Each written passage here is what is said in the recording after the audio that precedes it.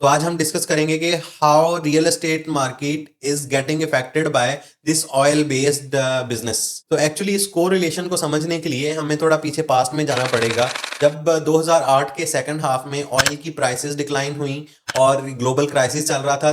तो उस वक्त रियल एस्टेट की मार्केट बिल्कुल गिर गई, यानी रियल एस्टेट की प्राइसेस बहुत हद तक कम हो गई। तो इसी तरह 2014 के सेकंड हाफ में जब ऑयल की प्राइसेस कम हुई ग्लोबली, तो दुबई के अंदर भी रियल एस्टेट मार्केट में का जो बूम था वो कम होना शुरू हो गया और एक रिसेशन देखा हमने एट दैट टाइम। और यही सेम चीज ऑब्जर्व की गई 2019 एंड 2020 के अंदर, जब ग्लोबल रिसेशन यानी कोविड की वजह से जब ग्लोबली रिसेशन आया और ऑयल की कीमत $20 पर बैरल से भी कम हो गई, रियल एस्टेट की मार्केट फिर से डाउन हो गई। और इसी तरह से ऑयल मार्केट जब जून 2022 में $120 पर बैरल तक पहुंच गई, तो रियल एस्टेट की मार्केट भी ग्रो करना शुरू हो गई।